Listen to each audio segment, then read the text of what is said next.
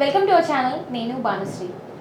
ప్రస్తుతం మనతో పాటు international senior advocate Kaveti Srinivas గారు ఉన్నారు. ఒకసారి వారితో మాట్లాడదాం. నమస్తే సార్. నమస్తే. ఎలా ఉన్నారు సార్? బ్రహ్మాండంగా. After a long time. 4-5 months అయింది. అవును సార్. అయితే ముఖ్యంగా నేను ప్రధానంగా మీతో ఇప్పుడు ఇంటర్వ్యూకి గల కారణం ఏంటంటే, ఇప్పుడు ఎలక్షన్స్ దగ్గర పడ్డాయి. సో ఫోన్ ట్యాపింగ్లు అనేది బాగా ఎక్కువైపోయాయి ఇక్కడ పొలిటికల్గా చూసుకుంటే. సో ఏంటంటారు, పొలిటికల్గా ఫోన్ ట్యాపింగ్స్ చేస్తున్నారు. ఇదే అంటే ఇక్కడ పనిష్మెంట్ ఎలా ఉంటుందంటారు? సో ఇప్పుడు మీరు అమెరికాలో ఉంటున్నారు, అక్కడ కూడా ఒకవేళ ఫోన్ ట్యాపింగ్స్ చేస్తే ఏంటి పరిస్థితి, అక్కడ చర్యలు ఏ విధంగా తీసుకుంటారు? అండ్ అలాగే పర్సనల్గా చేసేటువంటి ఫోన్ ట్యాపింగ్కి అదేవిధంగా ఇంటెలిజెన్స్ ఫోన్ ట్యాపింగ్కి ఏంటంటారు డిఫరెన్స్, తేడాలు ఏంటి, ఏం చెప్తారు? ఓకే, ఫోన్ ట్యాపింగ్ అనేది నార్మల్గా వై పీపుల్ ట్యాప్ ఫోన్ అంటే ఏంటంటే మీ ప్రైవసీ ఇన్ఫ్రించ్మెంట్ చేయటం. ఫర్ ఎగ్జాంపుల్, మీ ఫోన్ ఉంది, you're talking to your family, you're talking to a friend. మీ ఫోన్ను గవర్నమెంట్ ఇంటర్ఫియరెన్స్ అయ్యి వింటుంది. ఎందుకు వింటుంది? What is the purpose of listening? ఎందుకు వినాలనుకుంటుంది? ప్రతి దేశం కూడా, అన్ని దేశాలలో కూడా ట్యాప్ చేస్తూ ఉంటారు. ఎందుకు చేస్తారు? Why they do it? మీరు ఒకవేళ ఎక్స్ట్రీమిస్టా, టెర్రరిస్టా, లేకపోతే మీరు స్పైయా, లేకపోతే మీరు ఏదైనా క్రైమ్స్ పర్పట్రేట్ చేస్తానికి ప్లాన్ చేస్తున్నారా, అవి ఇంటర్ఫేస్ చేయడానికి they will tap the phone. ఎప్పుడు మీరు అలాంటి ఏమైనా ఫర్ ఎగ్జాంపుల్ ఇప్పుడు అమెరికాలో అయితే there are some people, Muslims జియాద్స్ ఉంటారు, వాళ్ళు ఫేస్బుక్లలో దే పుట్ సమ్ మెసేజెస్. ఒకటి అలాంటి ఏం చేస్తారంటే అవి కాన్స్టెంట్లీ దే ఆర్ వాచింగ్ అన్నట్టు, ఎవరు ప్లే చేస్తున్నారు ఏంటి అని. అలాంటి ఇస్లామిక్ జిహాద్స్ ఏమైనా పెడితే వాళ్ళ ఫోన్ ట్యాపింగ్ చేయటము, వాళ్ళ అన్ని సోషల్ మీడియా ట్యాప్ చేస్తారు. చేసి దే వాంట్ టు సీ మీరేమైనా థ్రెట్ అవుతారు ఆ దేశానికి, అంటే security threat of the country అయినప్పుడు చేయొచ్చు. నెంబర్ 1. నెంబర్ 2, ఇప్పుడు కొన్నిసార్లు గవర్నమెంట్స్ కూడా, అంటే ఈవెన్ మిలిటరీ కూడా దే డూ ఇట్. ఎందుకు? కొన్నిసార్లు స్పైస్ ఉంటారు, పరదేశస్తులు. For example, any foreigner comes in to the country and తరచుగా వచ్చి వెళ్తున్నారు, why this foreigner is coming, spy ఉంటే చేస్తారు వాళ్ళ మీద. అంటే వాళ్ళేమైనా గూఢచారులా, are they giving any information to the foreign country? రెండోది. మూడోది, ఈ వెస్ట్రన్ కంట్రీస్లో there is big drug cartels, drugs business చేస్తారు, హ్యూమన్ ట్రాఫికింగ్ చేస్తారు. అంటే these are all big offences as against the country. అంటే సెక్యూరిటీ ప్రాబ్లమ్స్ అవుతాయి అని అలాంటి డ్రగ్ కార్టల్స్ వాళ్ళు కూడా ట్యాప్ చేస్తూ ఉంటారు. ఎందుకు? These are criminals. అంటే వాళ్ళు పెద్ద గ్యాంగ్ ఉంటుంది మొత్తం వరల్డ్ మొత్తంలో. సో స్మగ్లర్స్ అంటారు మన దేశంలో, వాళ్ళని ట్యాప్ చేస్తారు. Which is all for the security of the country or for the law enforcement కోసం చేయొచ్చు. సో నార్మలీ, సో ఇప్పటిదాకా మీరు చెప్పిన అదంతా కూడా ఇంటెలిజెన్స్ వాళ్ళు చేసేటువంటి ఫోన్ ట్యాపింగ్ గురించి. అంటే ఇంటెలిజెన్స్ అనే డిపార్ట్మెంట్ వాళ్ళు చేస్తారు, స్టేట్ అవ్వచ్చు, ఫెడరల్ అవ్వచ్చు. అంటే ఆటోమేటిక్గా కూడా చేయడానికి ఉండదు, they have to take a judges permission. అంటే పర్మిషన్స్ తీసుకోవాలి. ఎందుకు? Because they are interfering in somebody's privacy. మీరు ఎవరికైనా ప్రైవసీ, అక్కడ ప్రైవేట్ రెస్పెక్ట్స్ ఇస్తారు ప్రైవసీకి. మరి అది ఇంటర్ఫియరెన్స్ అయ్యి తీసుకుంటున్నారు కదా information. So they have to go to the judge, probable cost చూపించాలి, ఎందుకు చేయాలనుకుంటున్నారు, అంటే ఈ పర్టికులర్ ఇండివిజువల్ మీద ఎందుకు చేయాలనుకుంటున్నారు మీరు అని జడ్జికు వీ హ్యావ్ టు కన్విన్స్. అది ఎప్పుడు ప్రాబబుల్ కాజ్ ఉండాలి, లేకపోతే సర్కమ్స్టాన్సెస్ చూపించాలి, వీడు దేశానికి థ్రెట్, వీడు అవన్నీ చూపించినప్పుడే the judge will give you permission. ఇక్కడ ఏంటంటే 1, there is a judge permission. 2, ఇప్పుడు ఫర్ ఎగ్జాంపుల్ మీ దగ్గర ఇప్పుడు మన దేశంలో వోడాఫోన్ ఉంటుంది, లేకపోతే ఎయిర్టెల్ ఉంటుంది, జియో ఎన్నో టైప్స్ ఆఫ్ కంపెనీస్ కరియర్స్ ఉన్నాయి. ఇంతకుముందు వచ్చేసి బిఎస్ఎన్ఎల్ ఉండేది గవర్నమెంట్ది. That was easy for them, అంటే గవర్నమెంట్దే కనుక గవర్నమెంట్ చేయాలనుకుంటే it was easy. But now these all private carriers వీళ్ళంతా. వెన్ దే ఆర్, మీరు మీ కరియర్ ఫర్ ఎగ్జాంపుల్ జియో అనుకోండి, మీ కరియర్ ఇంటర్ఫేస్ చేసి తీసుకోవాలి ఇన్ఫర్మేషన్, ప్రైవేట్ కంపెనీ కదా, మరి కోర్ట్ ఆర్డర్ తీసుకోవాలి. అలాగే same procedures also there in India. అంటే హోమ్ సెక్రటరీ దగ్గర, స్టేట్ హోమ్ సెక్రటరీ దగ్గర తీసుకోవాలి, సెంట్రల్ హోమ్ సెక్రటరీ దగ్గర తీసుకోవాలని. ఎందుకు? వైర్ ట్యాపింగ్ లాస్ ఎప్పుడు కూడా ఇట్స్ ఎ ఫెడరల్, అంటే దీని కాన్స్టిట్యూషన్లో సెంట్రల్ సబ్జెక్ట్ అంటారు. State subject, central subject, concurrent subject. కొన్ని సబ్జెక్ట్స్ స్టేట్ వాడు చేసుకోవచ్చు, సెంట్రల్ వాడు చేయొచ్చు. ఫర్ ఎగ్జాంపుల్, కోవిడ్ టైంలో ఏం చేశారు, health is a central subject, కానీ కోవిడ్ టైంలో ఏం చేశారు, state also can take care of it అని.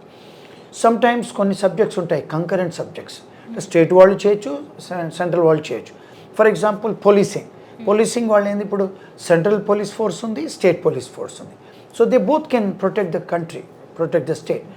అలాగే same thing when it comes to the wire tapping laws. ఈ wire tapping laws, phone tapping laws చాలా స్ట్రిక్ట్ వరల్డ్లో. చేస్తూ ఉంటారు, ప్రపంచంలో చేయరని కాదు, కానీ limited time. First of all identification ఇవ్వాలి, సెకండ్ టైమింగ్ ఇవ్వాలి, ఎన్ని మంత్స్ వరకు మీరు ట్యాప్ చేయాలనుకుంటున్నారు.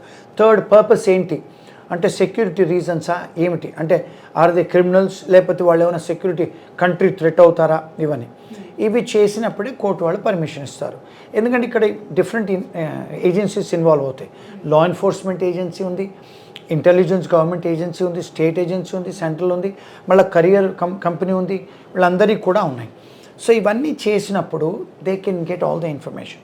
కానీ అన్ఫార్చునేట్లీ ఇండియాలో ఏం జరిగింది అంటే ఇక్కడ గతంలో వాళ్ళు నాట్ ఫర్ ద కంట్రీ, అంటే ఇంట్రెస్ట్ ఆఫ్ ద కంట్రీ కోసం చేయాలి.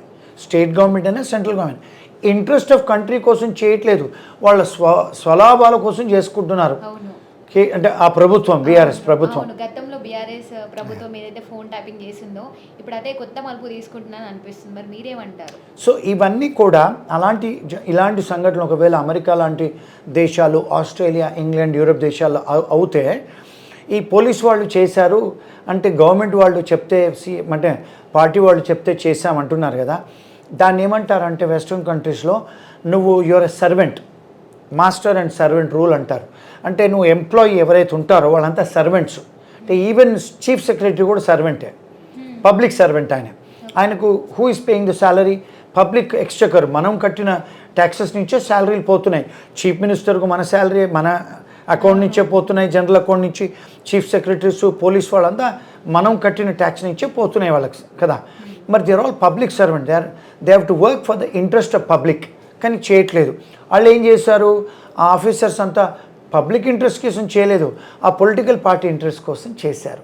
మరి ఆ పొలిటికల్ పార్టీ ఇంట్రెస్ట్ చేసినప్పుడు because it is abuse of power అంటారు. అంటే యువర్ హ్యావ్ ఎ పవర్, నువ్వు పవర్ని అబ్యూజ్ చేసావు for your own personal interest. Rule of law follow చేయలేదు, కాన్స్టిట్యూషన్ ఉంది, ప్రైవసీ లాస్ ఉన్నాయి, మనకు రాజ్యాంగ హక్కులు ఉన్నాయి, అవన్నీ కూడా ఉల్లంఘనలు ఎవరు చేశారు? గవర్నమెంట్ చేసింది. గవర్నమెంట్ అంటే ఎవరు? చీఫ్ సెక్రటరీలు, పోలీస్ ఆఫీసర్లు, మళ్ళీ మినిస్టర్లు, సీఎం గారు. అంటే అమెరికన్ లా ఏమంటుందంటే మాస్టర్ అండ్ సర్వెంట్. మీరు సర్వెంట్లు తప్పు చేసినా కూడా మాస్టర్ ఈజ్ లయబుల్. అంటే ఏమిటి? CM is liable, ministers are liable. అంటే ఏమిటి? Ministers and CM is also liable for punishment. అంటే ప్రూవ్ చేయాల్సిన అవసరం లేదు. That itself says vicarious liability. వీళ్ళు ఎవరైతే పోలీస్ ఆఫీసర్స్ ప్రాబ్లంలో వచ్చారో లాలో, same should be applied to the CM and ministers. వాళ్ళందరూ కూడా వాళ్ళ మీద కూడా ఇంప్లికేట్ చెయ్యాలి. ఎందుకు? దీన్ని మాస్టర్ అండ్ సర్వెంట్ రూల్ అంటారు. దీన్ని ఇంకోటి ఏమంటారంటే liability Lalo it's called vicarious liability. Vicarious liability అంటే ఏమిటి అంటే, ఫర్ ఎగ్జాంపుల్ మీరు మీ డ్రైవర్ తీసుకొని వెళ్తున్నారు, కారులో వెనుక కూర్చున్నారు. మీరు కార్ డ్రైవరు డ్రింక్ చేసి నడిపిస్తున్నాడు, కానీ మీకు తెలియదు ఎక్కువ, మీరు వెనుక కూర్చొని వెళ్తున్నారు ఏసీలో.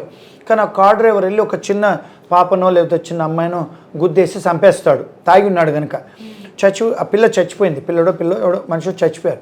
చచ్చిపోతే పోలీసు వాళ్ళు ఏం చేస్తారు? కారు ఓనర్ని, కారు డ్రైవర్ని ఇద్దరిని లయబుల్ చేస్తారు. ఇద్దరిని ఎఫ్ఐఆర్లో పేర్లు పెట్టి ఇద్దరిని అరెస్ట్ చేస్తారు. దీన్ని వైకేరియస్ లయబిలిటీ అంటారు.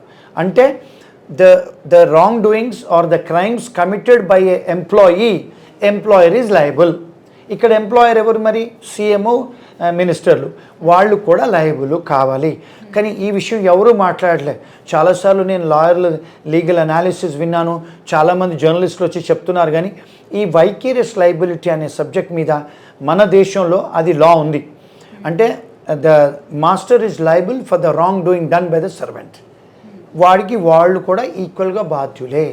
అంటే పోయిన ప్రభుత్వము ఈక్వల్గా వాళ్ళు ఎవరైతే లోపల పోయినారో ఆఫీసర్లు, పోలీస్ ఆఫీసర్లు, దే ఆర్ ఈక్వల్లీ లయబుల్. వాళ్ళు కూడా వన్ ఆఫ్ ది అక్యూజ్డ్ అవ్వాలి. That is the law analysis. అది Indian law and this is called common law. Law of torts అంటారు, ఐపీసీలో కూడా ఉంది, ఇండియన్ పీనల్ కూడా. So they should be held liable. American లాంటి కంట్రీస్, ఆస్ట్రేలియా, ఇంగ్లాండ్ లాంటి కంట్రీస్లో డెఫినెట్గా గవర్నమెంటే కుప్పకూలిపోద్ది, ప్రెసిడెంట్లను, వైస్ ప్రెసిడెంట్ను జైలుకు పంపిస్తారు. అలాంటి సంఘటనలు జరిగాయి ఫారిన్ కంట్రీస్లో. They made them liable.